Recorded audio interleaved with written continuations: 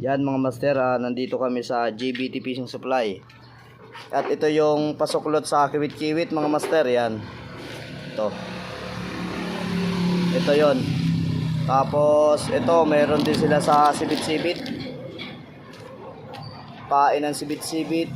Ma-order na to sa Shopee master. Pasuklot. I-upload pa lang daw. Yan. Sa Shopee, JBT Fishing Supply. Hanapin nyo na lang. Search na lang. At saka ito yung mga aray. Ito yung katulad ng gamit ko kahapon. Anong isang araw mga master. Ito. Yan. May sizes to. Ang gamit ko na hook 562. Yan. 562. Mas maliliit yun. Ang kulay niya, pwede din yung ganitong kulay mga master. Pero yung gamit ko noon green. Yun ay green na may halong dark blue at sky blue at violet. Yan.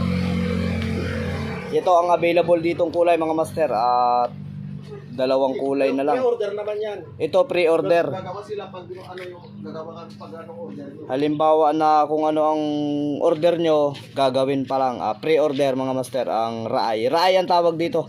Ano naka-upload nito master? Raay? Raay. Raay at kaya kitang yan mga master.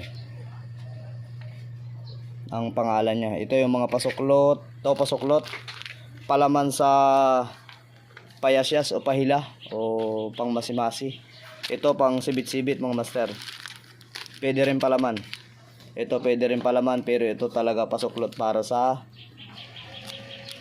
kiwit-kiwit mga master. Yan. Ito ang ano nito mga master. Ito ang pasuklot para dito. Kailangan may balbas siya. Yan. Ito yung gamit ko na kiwit-kiwit mga master. Sa Shopee ito mabibili. Matatagpuan yan ang ano niya. Hanapin nyo lang sa Shopee.